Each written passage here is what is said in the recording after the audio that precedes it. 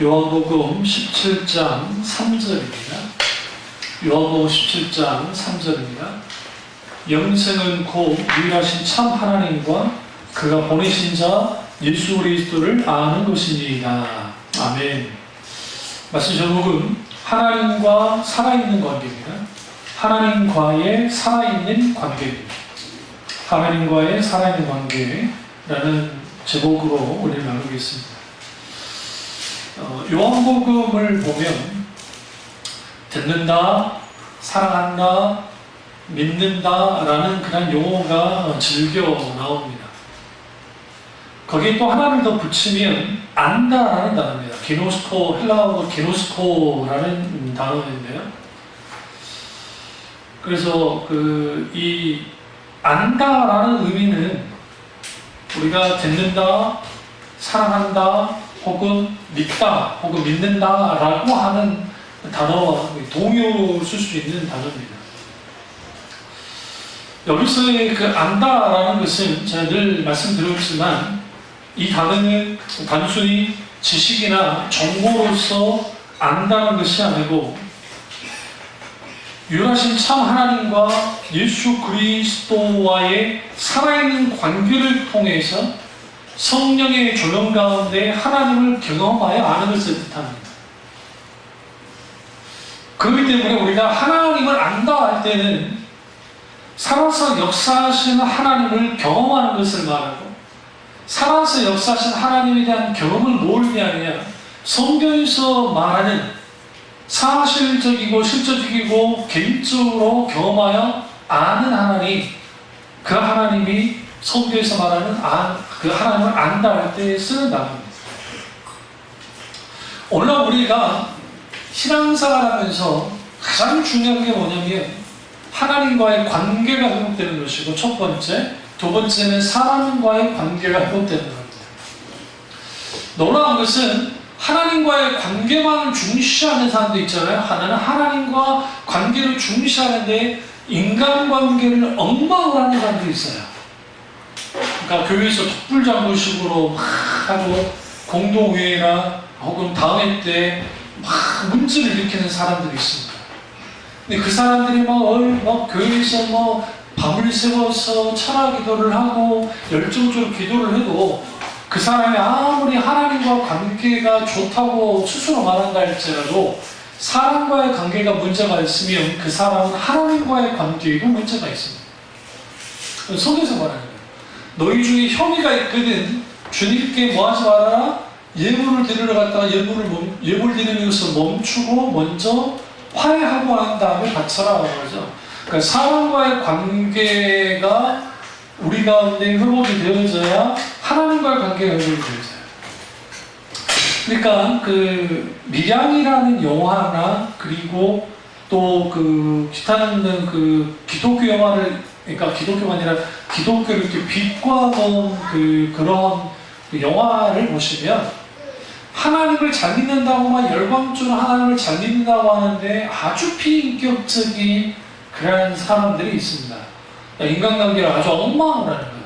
그러니까 사람과, 이거 아셔야 돼요. 목사가 만약에 이 성도들을, 교인들을 내 목회의 성공 수단으로 여기면 내게 숫자 많아지고 헌금 많이 하게 하고 내게 뭔가 이익이 되도록 하면 나와 관계를 이해관계로 갖는 거야. 그러니까 이해관계로 가져가면 충분히 이용해 먹을 수 있어요. 그러니까 이용해 먹으려면 그 사람을 굳이 책망할 이유도 없고 그 사람이 신원서를 할 필요가 없어요. 그냥 교회에 헌금 잘하고 교회 나오기만 잘하고 주면 되는 거예요.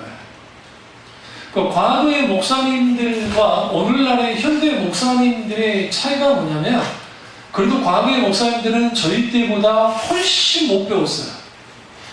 인정합니다. 설교를 들어보고 할 수 있어요. 과거 목사님들은 설교라는 것이 안 그런 목사님도 계시겠지만 다 그냥 거기서 거기에요. 솔직히 그렇게까지 배움이 크지 않았기 때문에. 그리고 성경을 해석하는 그 부분들을 보시면 말도 안 되는 해석으로 설교를 하실 때가 솔직히 있어요. 저는 그런 기억이 있어요. 저 신학하면서도 뼈저리게 느꼈었는데, 그래서 그런 부분들을 제가 이제 분별하기도 했었죠.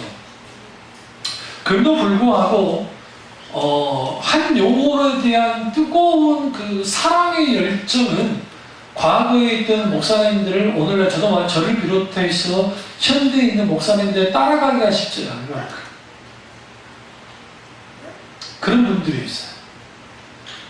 그러니까 우리가 하나님과의 관계, 살아있는 관계를 가져야 말씀이에요. 오늘 하나님과의 관계를 막 가지고 있는데 사람과의 관계를 엉망으로 하면 그건 가짜예요. 가짜. 그 대표적인 게 바리새인입니다. 바리새인들이 어떻게 했나요? 하나님과 정말 충만한 관계를 가졌다고 했는데 뭐예요? 외식적인 행동들을 했죠. 그 속에 독사가 있다 했잖아요. 이리와 늑대가 있었다 했잖아요. 그러니까 양들을 삼키는 그런 존재였다는 거예요. 그것처럼 오늘날 우리가 하나님과의 관계를 가질 때는 하나님의 백성이 하나님과 아름다운 관계를 가져야 되고 그 아름다운 관계의 밑바탕에 뭐가 있다? 사람과의 관계인데 가장 힘든 게 가족과의 관계예요. 가족과. 좀 크니까 좀 마음대로 안 되죠? 이제 나는 진작에 우리 애들 사춘기 때 뼈저리게 느꼈기 때문에 뼈저리게 안 돼요. 우리 마음대로 안 돼요. 그러니까 가족들 부모 그러니까 부부든 뭐 부모 관계든 자녀와의 관계이든 그게 우리 마음대로 관계가 되지 않습니다. 그래서 상당수 관계의 아픔은 가족들을 통해서 와요. 멀리서 오지 않아요. 왜 그러냐면 나랑 좀 한치 건너 있는 사람들은 안 보면 그만이잖아요. 뭐 안 봐버리면 되죠. 뭐. 근데 이제 문제가 있어요. 안 봐버리면 그만인데 그게 또 그만이 아니에요. 왜 그러냐면 이 사람 안 보잖아요. 비슷한 놈 또 붙여요. 하나님이. 진짜요. 왠지 아세요? 우리 주위에 이런 좀 그런 사람들 붙이는 이유는 하나님이 우리를 다루기 위함이에요. 다뤄줘요. 그래서 우리는 인간관계 할 때에 하나님의 도움이 필요하고 하나님의 지혜가 필요합니다. 그 지혜 가지고 인간관계를 가져야지. 부모님과 나 사이의 관계 좋으면 좋을수록 좋지요. 같은 친구들과 관계 좋으면 좋지요. 그럼에도 불구하고 그 인간관계를 맺는 게 힘들고 누군가의 말처럼 인간의 99%의 문제는 관계에서 온다. 인간관계에서 온다.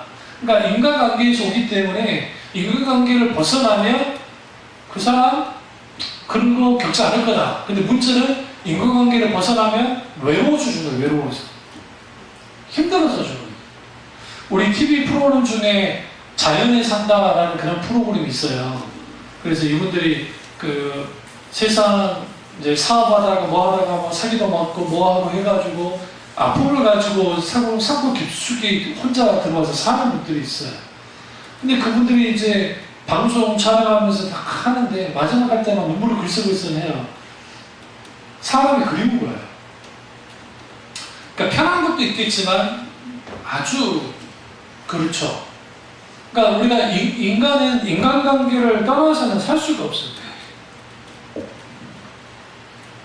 중요한 것은 그 인간관계가 어떠냐에 따라서 사람과의 관계가 어떠냐에 따라서 하나님과의 관계에도 영향을 받는다는 거예요. 그래서 우리는 할 수 있으면 원수 맺지 말아야 돼요. 저도 우리 아버지 용서했어요. 과거에 의뢰 받을 때 용서를 했고 제가 그랬으니까 제 설교할 때 우리 아버지 어쩌고 그러는 거지 안 그랬으면 지금도 그 분노를 갖고 있으면 그런 말 하지도 않아요. 아니 광주 우리 어머니가 그러시대잖아요. 우리 형이 옛날 이야기를 몇 번 하니까 얼굴이 부끄러워서 못 읽었다고.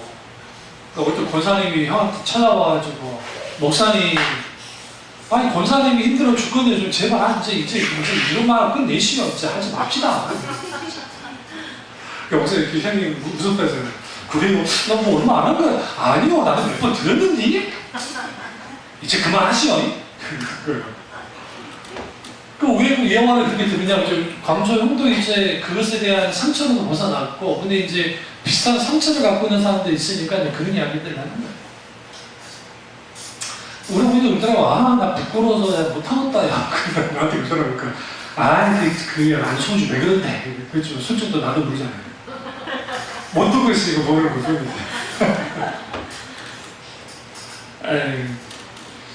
그래서 우리가 하나님과 살아있는 관계에서 가장 중요한 게 가족과의 관계예요. 이 가족과의 관계가 가장 힘든 이유는 이리저리 뗄 수가 없어요. 끊을 수가 없어요. 그러니까 이제 이게 특별히 이제 부부와의 관계가 안 좋은 사람들은 조심해야 될 게 뭐냐면 그게 고스란히 자녀들에게 영향 가도록 하면 안 돼요. 아주 어리석은. 우리 딸내미도 종종 어쩌다 한 번씩 친구들 부모 이야기를 하는데 지들끼리 그 이야기 다 하는가 봐요. 하는데 아주 막 아버지가 술 먹고 막 난잡아 치고 하는 그런 사람도 있고 별상이 다 있는 거예요. 또 어떤 아빠는 또 술 먹고 와서 그냥 조용히 잔대. 가라라 쳐갖고 이렇게 조용히 잔대. 그런 사람도 있고 기타던데. 그랬을 때 우리가 하나님과 살아있는 관계가 우리는 이렇게 착각합니다. 내가 하나님과 관계만 잘하면 되지 뭐 사람과 관계 잘할 필요 있냐? 그렇지 않아요. 하나님과의 관계를 잘하는 사람이 사람과의 관계도 잘해요. 그게 정상인 거예요. 그게 성경 목적인 것이고. 그런데 상당 부분 사람과의 관계가 문제가 있는 사람이 하나님과의 관계가 쉽지 않아요. 끈끈해요. 그 대표적인 게 야곱이에요. 그러니까 야곱이 성경을 자세히 보시면 야곱이 이삭과 그 다음에 라반과 에서를 대하는 방식이 꼭 하나님께도 똑같이 그렇게 해요. 그러니까 이제 도망쳐 나올 때 베델에 있잖아요. 베델에 있을 때 이제 에서가 죽이려고 하니까 사기쳤다가 이제 죽이려 하잖아요. 그러니까 세 개의 뭘 내요? 이제 서원을 해요. 서기도를 한단 말이에요. 이 시절이 지나고 난 다음에 이제 가나안 땅으로 돌아와야죠. 하나님 은혜 가운데. 근데 이 녀석이라고 하면 안 되고 야곱이 어떻게 해요? 다시 베들로 돌아가서 하나님께 제단 쌓는 일을 하지 않아요. 그냥 어디에 머물러 버려요? 그 경계선에 세겜 지역의 경계선에 머물러 버린다는 거예요. 그러니까 아버지 이삭 그리고 리브가 에서 그 다음에 라만과의 관계를 갖듯이 똑같이 하나님과 그렇게 관계를 하죠. 그러니까 자기 이익이 먼저이기 때문에 야곱은 자기가 손해보는 꼴을 못 보는잖아요. 그러니까 손해보는 꼴을 못 보니까 그가 뭐 하느냐? 하나님이라 할지라도 하나님께 11조를 드리고 하나님께 서원의 제사를 드리고 하는 이런 일들을 아예 안 해요. 가나안 땅에 들어왔는데 하나님이 가나안 땅에 들어가야 했는데 그러니까 우리가 함께 아셔야 되는 게 우리의 인간관계의 그러니까 인간관계가 하나님과의 관계의 바로미터가 될 수 있어요. 이런 경우 있어요. 또 노예에 어떤 목사님이 계시는데 아주 문제가 많은 분이에요. 재평가받는 많은 사람들. 그런데 세례가 아니라 성찬식을 할 때 우리 이제 노예는 이제 노예 예배 드리고 그 다음에 또 성찬 예배를 드리거든요. 이제 성찬식을 딱 할 때 이거는 아주 막 일어나가지고 불경 받고 할 때 막 이러고 있어요.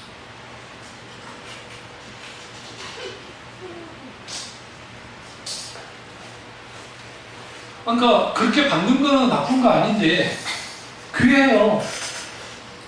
내가 저분처럼 저런 식으로 성찬에 참여했나 부끄러울 정도로 그래요. 그런데 그분이 아주 인격적으로 문제가 많은 거예요. 많은 목사님과 부딪히고 그리고 문제 일으키고 하는 분이에요. 그러면 그분이 하나님 앞에 그렇게 하는 그리고 종도 어쩌다 한 번씩 막 문자가 오는데 뭐 주님의 자금종이라고 어쩌면 사실 자금종 같은 행동 안 하거든요. 그러면 그런 분이 하나님과의 관계가 바를까요? 본인은 종교심으로 그랬을지 모르지만 사람과의 관계가 문제가 있는 사람이 하나님과의 관계가 정확히 갈 수가 없어요. 그건 외식에 불과해요. 실제로 그렇습니다. 이게 문제죠.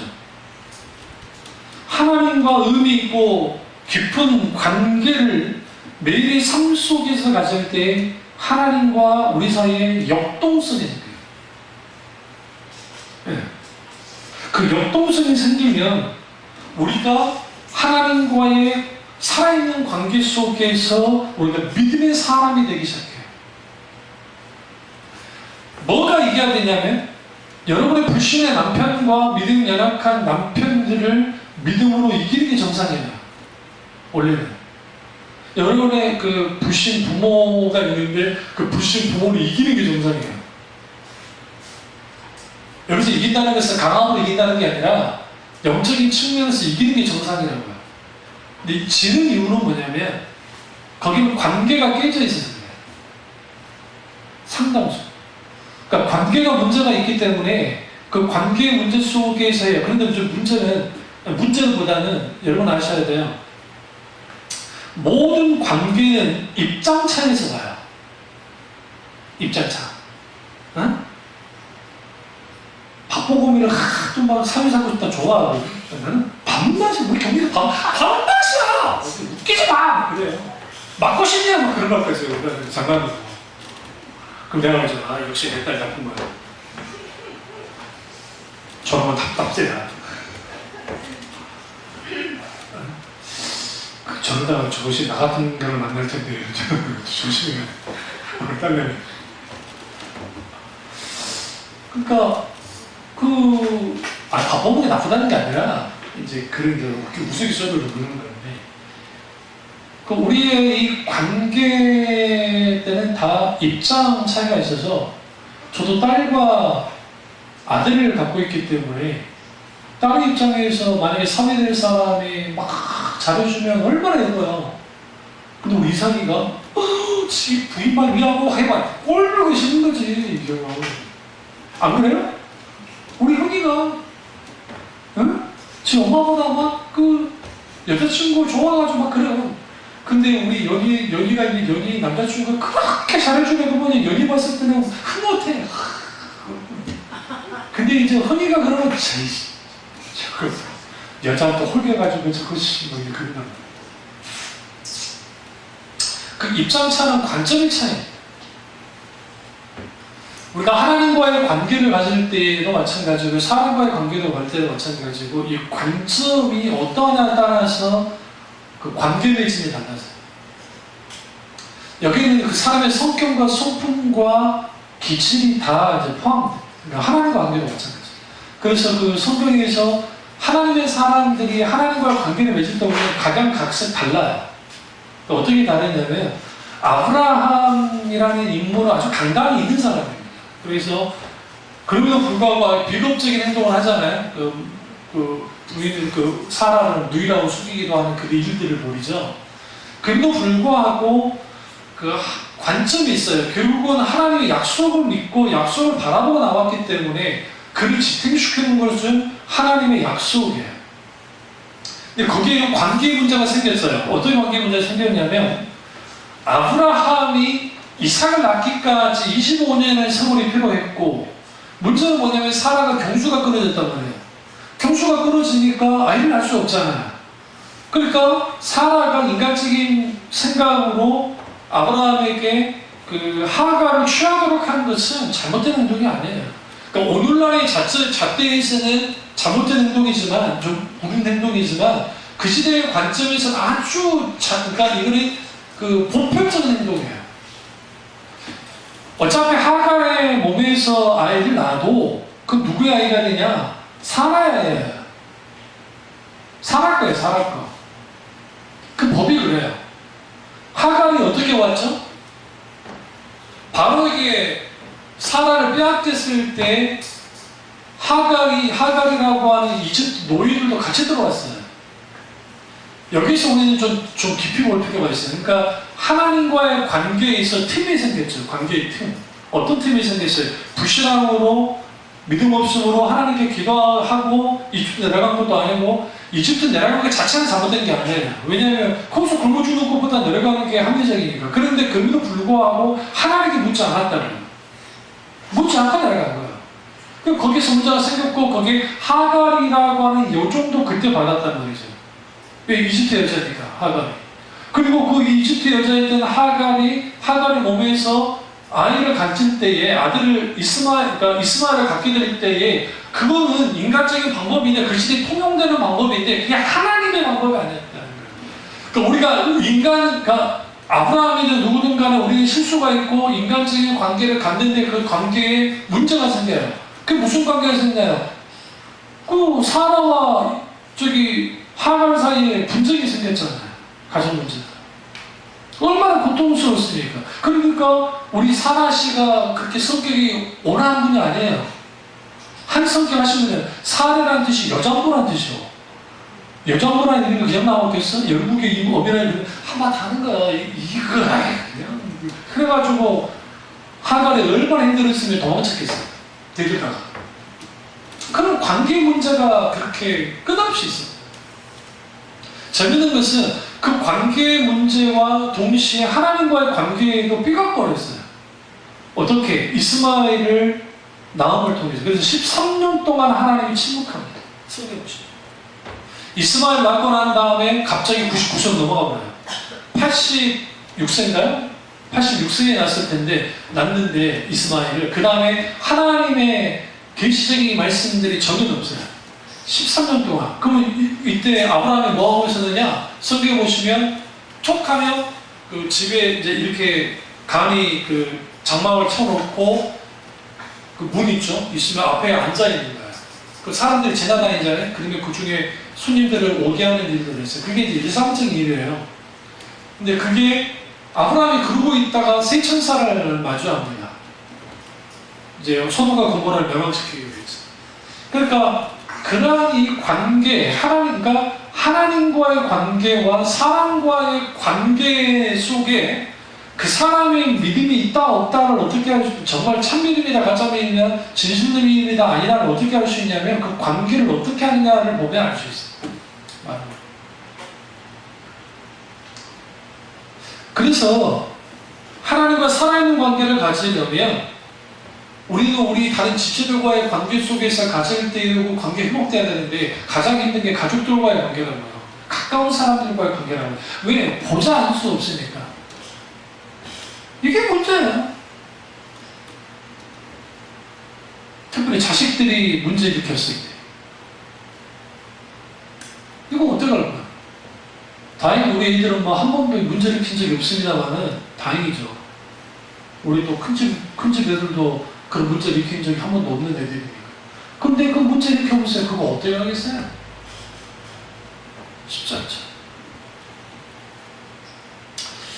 그래서 성도는 하나님과 살아있는 생명관계에 있는 사람입니다.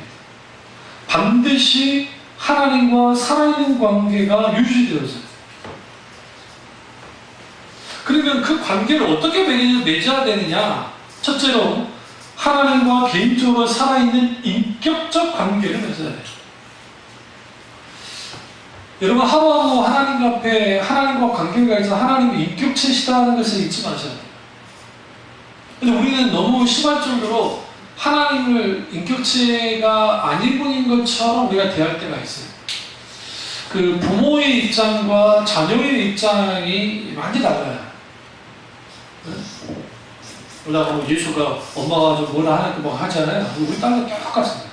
속으로 그랬어요. 저것도 지 새끼 나가지고 하는지 안 하는지 내가 볼 거다. 똑같이 할 거라. 아 진짜로요.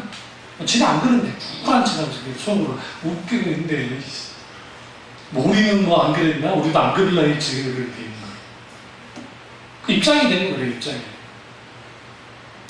우리의 관계가 하나님과의 관계가 인격적인 관계가 되었으려면 항상 우리는 하나님과 대화할 수 있어야 돼요. 대화. 그 대화를 나눌 수 있어야 돼요. 근데 그 대화가 그냥 대화로 나눌 수 있는 게 아니라 우리가 하루하루 살면서 하나님을 묵상함이 아주 중요해요. 하나님을 묵상해야 돼요. 우리가 나이가 들어가고 신앙 연초가 있고 삶을 살아가면서 있게 되어지는 것들,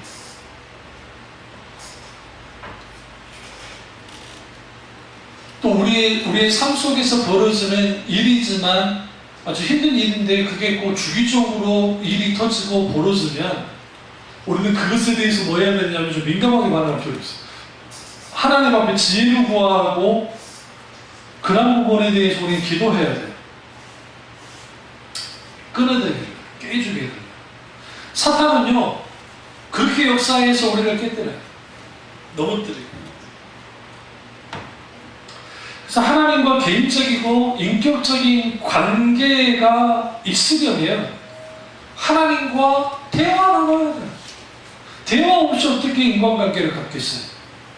하나님의 의견과 나의 의견을 주고받을 수 있어야 되고 하나님의 음성을 듣는 귀가 열려야 돼요. 그러니까 하나님의 음성을 듣는 귀가 열리지 않으니까 우리가 어떤 일들을 할 때 우리는 즉각 그냥 일어난 일들과 반응만 가지고 그렇게 하는 거예요. 때로는 과거에는 기도할 때 막 부르짖고 기도하죠. 하나님께 한국 사람들처럼 이렇게 뜨겁게 기도하는 사람들이 별로 없어요. 솔직히. 그런데 보세요. 우리가 어쩌다 한 번씩 여기 CTS나 CBS나 그런 데에서 아주 뜨거운 뭐 연세중앙교회라든지 막 그런 그 교우들 기도하는 장면을 막 보여줘요. 다른 그 집회 현장 같은 거 보여주는데 그거 막 기도할 때 막 침 튀어가면서 하나님 아버지 아버지 역사하시고 하나님 하는데 얼마나 하나님 음성을 듣냐고요. 그 모습이 아니라 내 모습이에요. 내 별명이 뭐라고? 내 별명이 불의 사자예요. 불의 사자. 신학생 때 별명이 불의 사자라. 왜 불의 사자냐? 일당 20이요. 20명이 내 앞에서 기도하는 거보다 내가 나 혼자 기도하는 소리 다 컸기 때문에. 일단 100가지는 좀 과장이고. 다 없어져요. 홍해물이 갈라지지 갈라져요. 내가 기도해요. 하도 시끄러워가지고. 왜? 내가 어느 교단파요? 순복음에서 자라났기 때문에 통성기도는 어릴 때부터 많이 했고 그러니까 뜨겁게 기도한다. 다니는 것은 우리 담임 목사님이 늘 강조한 게 기도하고 난 다음에 단 1분이든 30초도 좋고 더 길면 좋으니까 하나님에게 무슨 말씀 하시려니까 듣는 시간을 가져라고. 그걸 어릴 때부터 가르쳤기 때문에 그 훈련이 되어 있으니까 그런 거지.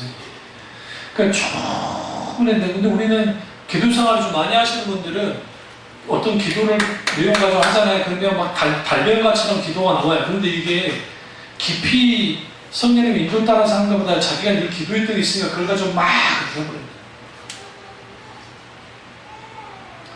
하나님은 단순히 우리 기도 내용만 가지고 우리를 보지는 않아요. 단순히. 우리가 어떻게 하나님과 인격적인 관계를 가지면서 얼마나 깊은 대화를 나누느냐, 그게 중요하죠. 그래서 우리가 하나님과 살아있는 관계에 있어서는 하나님과의 대화가 중요한데 거기에 가장 큰 핵심이 하나님의 음성을 듣는 거예요. 어떻게 하나님의 음성을 들을 수 있습니까? 훈련해야 돼요. 기도 훈련. 하나님 앞에 통성기도하는 것뿐만 아니라 이렇게 말해야 돼요. 주님 제게 말씀하셔도 제가 듣겠습니다. 주님 이 부분에 있어서 뭘 원하십니까? 뭘 어떻게 하기를 원하신답니까? 라고 물어요. 정말 옛날에 보험성 가운데 바람 속에서 주님을 만났네 사랑의 주님을 그런 책 있어요. 그런 찬양이 있어요. 그러니까 그러한 그 영적인 민감함 속에서 하나님의 음성을 들어야 돼요. 때로는 우리가 설교 말씀을 통해서 거의 대부분이 성경이 있다만이 하나님이 말씀하시는데 그러한 것들이 우리 가운데 있어요. 때로는 꿈을 통해서, 때로는 환상을 통해서, 때로는 내적 감동을 통해서 기타 이 모든 것을 하나님 말씀으로 성경으로 분별하면서 하나님 음성을 들어야 돼요. 그게 아주 중요합니다. 그래서 하나님이 원하는 기도는 하나님이 우리와 만나서 대화 나누고 하나님이 우리와 만나서 하나님의 의중과 뜻을 보여주는 거예요. 그걸 주님 너무 원하는 거예요. 성령님과 동행하는 기도의 습관이 없으면 삶에 능력이 없고 신앙에 힘이 없어요. 그래서 우리는 뭐 해야 되냐? 영적인 습관을 길러야 되는데 그게 뭐냐? 기도하는 일을 최우선해야 돼요. 관계에 문제 있으면 관계 문제 가지고 기도해야 돼요. 미워 죽겠으면 주님 저 인간 저주 내려주세요 라고 기도하십시오. 이 발음들이 아주 싸한데. 다윗이 저주했어요. 성경 보시죠. 그런 고통스러운 저주를 퍼붓다는 거예요. 역시 목사님 미쳤나봐. 이단인가봐. 제가 늘 말씀드리죠. 그 저주리도 여러분이 뭐 밤을 새워서 천일 동안 하면서 막 해도 하나님 만들어줘요. 걱정하잖아요. 우리의 저주의 기도를 만약에 하나님이 들어주셨으면 이 땅에 남아있을 인간이 하나도 없네. 근데 이제 그 저주기도 하나만이 아니에요. 오해하시면 안 되고, 우리의 답답한 마음을, 억울한 심령을 하나님께 쏟아내요. 그게 이제 처음에는 신산탄으로 시작했다가, 처음에 신산탄인데, 그 다음에는 뭘 보게 되냐면 하나님의 마음이에요. 과연 내가 하나님 앞에 섰을 때 나는 어떨까? 하나님이 아주 많이 참아주시죠. 우리가 생각할 수 없을 만큼. 그래서 하나님 앞에 대화 나눠야 돼요. 그러니까 하나님과의 대화가 있는 관계는 아주 중요하고, 조영교 목사님이 과거에 성령님과 관계에 대해서 아주 중요한 그러니까 의미 있는 걸 말씀하셨는데, 그게 4차원의 영적 세계라는 책은 저는 그렇게 좋아하지는 않습니다. 그런데 저 신학과 맞지도 않고. 그러나 조 목사님이 강조한 것 중에 이 부분은 굉장히 우리가 본받는 게 뭐냐면, 성령님을 늘 앞세우고 성령님과 늘 대화 나누려고 하고 성령님과 하려고 하는 그런 태도를 배워야 돼요.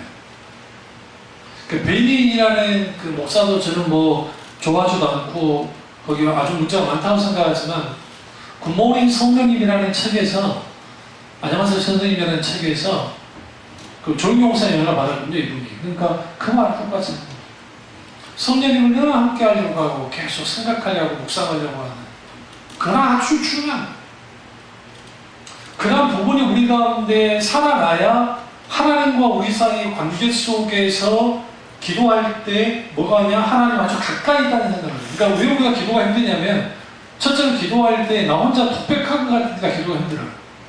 나 혼자 독백하는 것 같거든. 기도 응답이 막 신나게 막 일어나면 막 기도 맛이 나는데, 기도해도 응답이 없어요. 왜 기도해도 응답이 없어요? 예수님이 가르치셨죠. 너희가 구하도 받지 못하는 것은, 첫째, 의심하기 때문에, 의심 때문에, 두 번째, 중언부언하기 때문에, 세 번째, 믿음 없는 기도하기 때문에, 세 번째, 정욕으로 인해서 구하기 때문에, 네 번째. 그리고 다섯 번째는 기다리지 않았어요. 웨이팅. 기도 응답의 상당수는 기다리는 데 있어요. 그 다음에 여섯 번째는 뭐냐면 타이밍이에요. 타이밍으로 말하면 무슨 말이냐면, 기다리는 거랑 좀 다른데, 타이밍은 뭐냐면 하나님은 이미 응답하셨는데 내가 계속 부르짖고 있을 수 있어요. 이미 응답하셨는데. 그 응답에는 뭐가 있다 했죠? 세 개가 있다 했죠? 하나는 yes, 그래 해줄게. 즉각적으로 응답해 주시는 거. no, 안 돼. 안 되는 거야? 내가 절대로 안 돼. 세 번째, wait, 기다려라. 때가 되면 내가 응답해 줄게. 그러니까 하나님의 응답은 100% 와요. 근데 우리가 원하는 응답은 뭐예요? yes. 해줄게.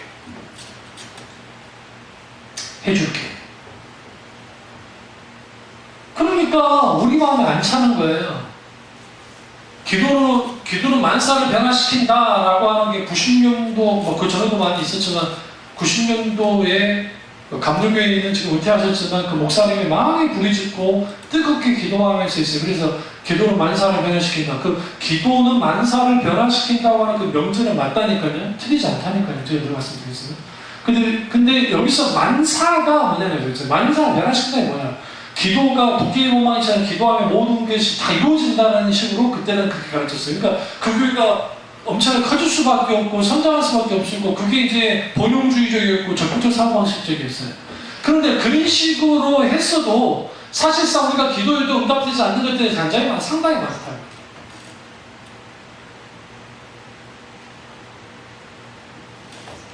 근데 아니라는 게 하나님의 응답인데 응답이 아니라고 생각하는 거예요. 그러니까 밀어붙이식의 기도를 가르쳐요. 뜨거운, 소위 은사주의적인 교회 같은데 뜨거운 교회라고 일컫는 사람. 그러니까 답답하니까 기도에도 응답이 없고 하니까 답답하니까 무당 찾아가듯이 소위 예언 인사 받았다는 사람한테 찾아가가지고 내가 사업을 해야 됩니까? 말아야 됩니까? 빵값을 올릴 겁니까? 말아야 될 겁니까? 그럼 하나님 이렇게 말해요. 네 마음대로 해라 하실 거예요. 하나님이 그것까지 개입하실까? 그러실 수도 있죠. 특별하게 하신다면. 그러나 그것은 아주 자의적인 거예요. 자의적인 거예요.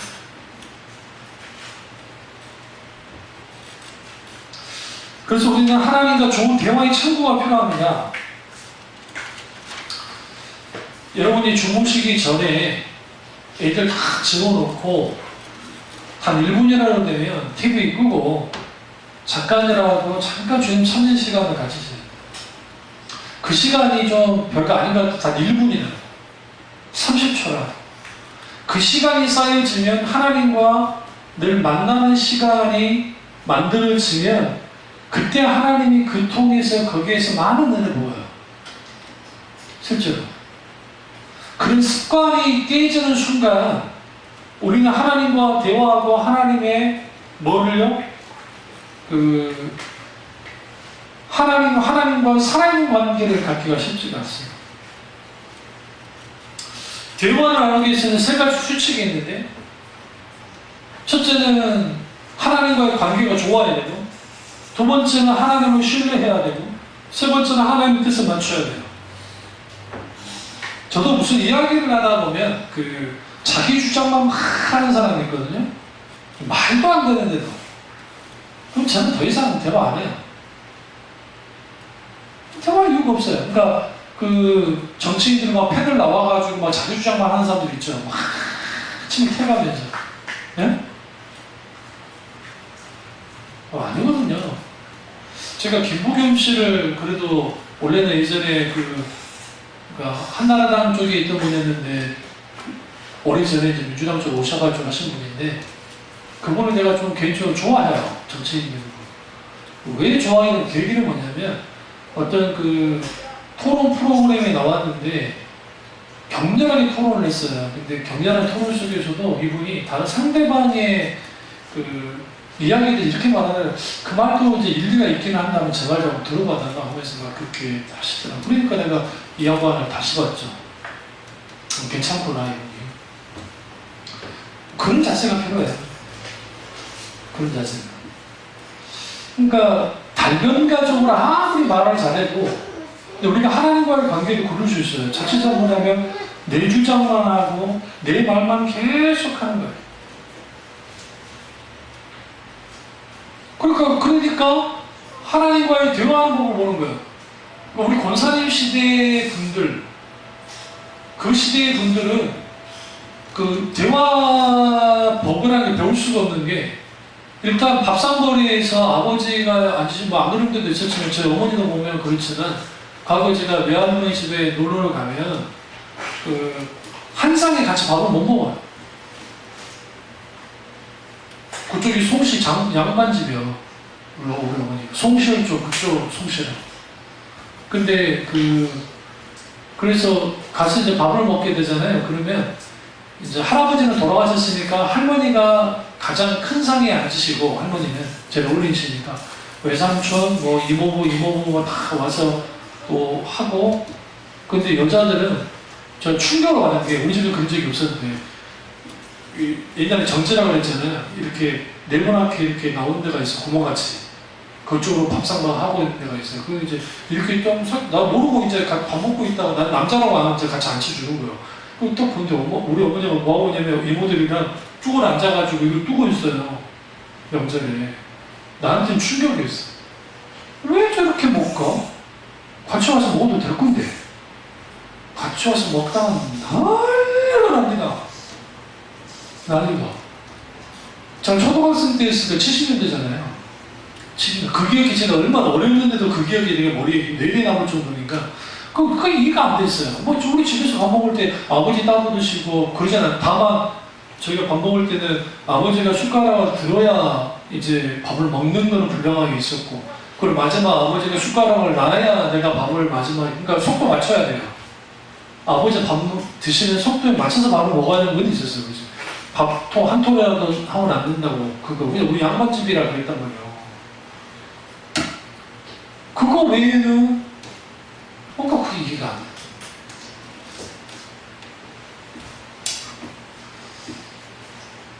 그게 실질적인 관계가 아니잖아요. 일방적인 관계죠. 그러니까 그 시대에 대화하는 법을 모르니까, 그러니까 그 어른들이 꼭 밥상머리에서 잔소리를, 여러분 제발 부탁인데, 저는 우리 애들한테 부르지 않지만 밥상머리에서 얘들이 이러라 저러라 그 절대로 하지 마세요. 밥 먹을 땐 밥만 먹어야지. 밥은 밥 먹는 시간이지. 우리가 무슨 대갑족도 아니고. 응? 그래서 저는 우리 애들한테 단 한 번도 밥상머리에서 잔소리한 적이 단 한 번도 없어요. 밥 먹을 때 내가 말하고 싶은 마음이 이렇게 올라왔어, 너 안 해. 이거 밥만 먹는 거지. 이런 일이 저는 이야기를 하거든요. 우리가 하나님과 사랑의 관계를 가져내면, 두 번째는 하나님과 사랑의 관계를 맺어야 돼요. 대화가 점점 깊어지잖아요. 그러면 늘 처음에는 이거 주죠 저거 주죠 요청하다가 이제는 뭐예요? 마음의 고통과 두려움을 하나님과 나누기 시작하고 하나님 음성을 기울이기 시작하고, 그래서 그분에게 세상 말로 하면 하나님 그분에게 반하는 거예요. 이걸 좀 더 유화적으로 표현하면 매료돼요. 하나님께 매료될 때 거기로부터 사랑의 관계를 가져요. 그러니까 우리가 어떤 관계를 가질 때에 그 관계의 핵심은 사랑이에요. 사랑의 관계.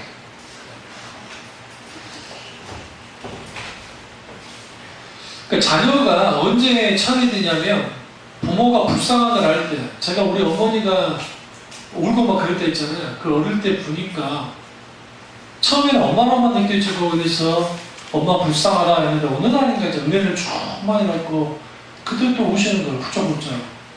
형은 군대 갔고 나는 그러고 있고. 근데 갑자기 한 여자로서 불쌍하다라는 생각을 했어요. 그러니까 한 사람으로서, 뭐 여자 이상으로 한 사람으로서 불쌍하다.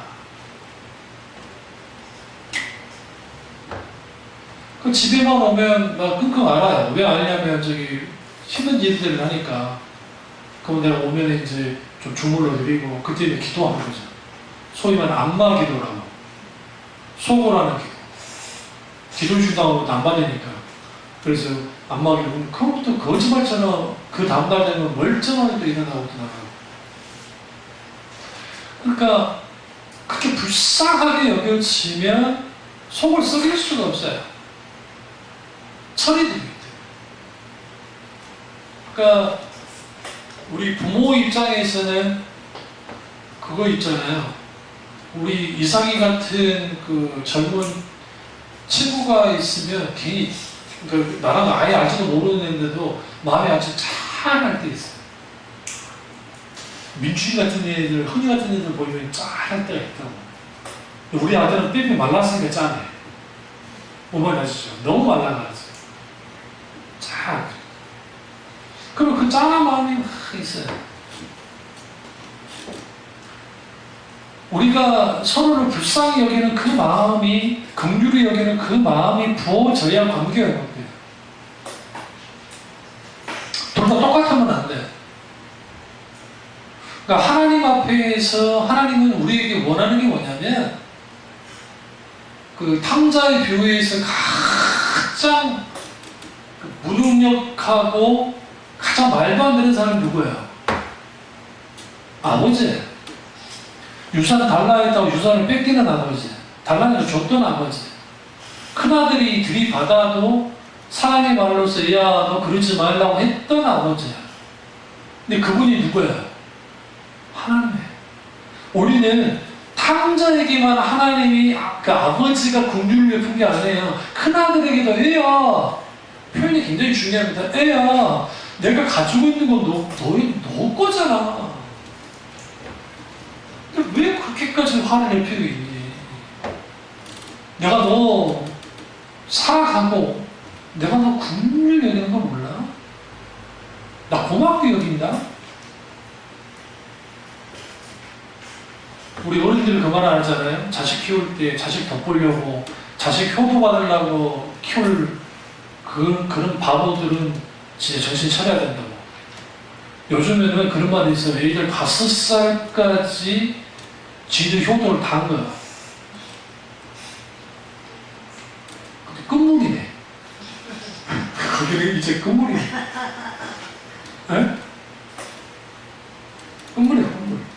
그래서 우리는 하나님과의 관계가 살아있는 관계를 가지려면 사람과의 관계 속에서도 관계의 문제가 되는 것들을 깨뜨려져야 그게 회복이 되어져야 하나님과 관계가 회복이 돼요. 근데 오늘날 영적인 측면에서 많은 교회가 하나님과의 관계, 하나님 관계 막 하는데 사람과의 관계를 그렇게 갖지 못하세요.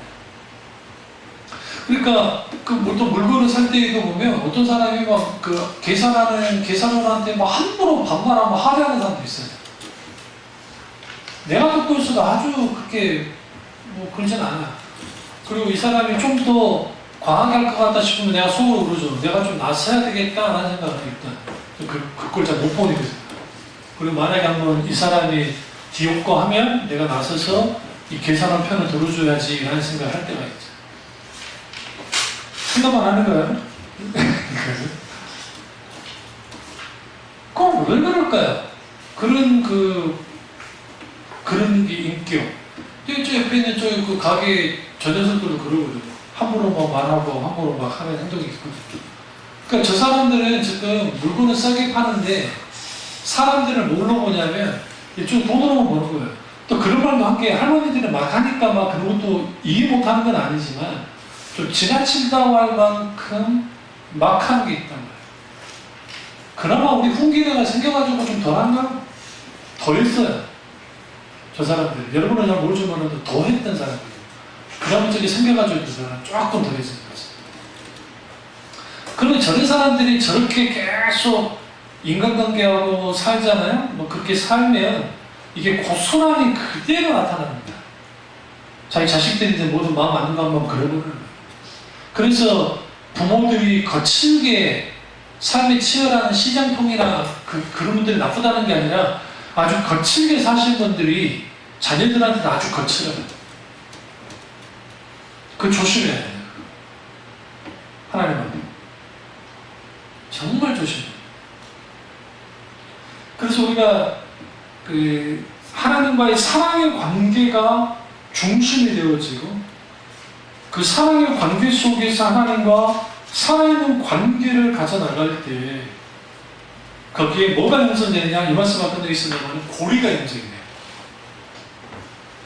어떤 고리 형성되어지냐면 내가 하나님을 뜨겁게 사랑해야 이렇게 근데 이 모습을 내 자녀가 봐요. 그러면서 내 자녀가 뜨겁게 하나님을 사랑해요.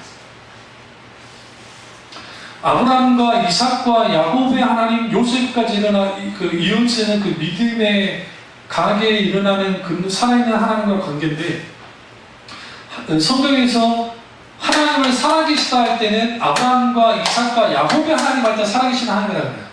성경에서. 근데 아브라함과 이삭과 야곱은 이미 죽은 우리의 조상이잖아요. 믿음의 조상이잖아요. 영적으로. 근데 이 조상들이 왜 살아있는 그들의 하나님이라는 표현을 썼을까요? 예수님이 지금 말씀하신 거거든요. 우리 하나님은 살아서 역사하신 하나님이고 그는 아브라함과 이삭과 야곱의 하나님이시다 라고 할 때 그 하나님은 살아계신 하나님이다. 뭐가 그렇게 만드느냐? 그는 뭐냐면 아브라함과 이삭을 연결시키는 게 뭐냐? 하나님과의 사랑의 고리예요. 이삭과 야곱을 연결시키는 하나님과 사랑의 고리이고 야곱과 요셉을 연결시키는 하나님과의 사랑의 고리, 이 소위 말하는 하나님과 사랑의 고리라고 하는 이 고리가 우리 가운데 분명하게 있어야 하나님과 살아있는 관계를 갖게 되고 자녀들이 말은 못하지만 안 하지만 딱 들여다봤을 때 내 아버지, 내 엄마 그 보니까 하나님이 살아서 역사하는 하나님이야 라고 하는 것을 애들이 실제로 느끼고 공감할 수 있어요.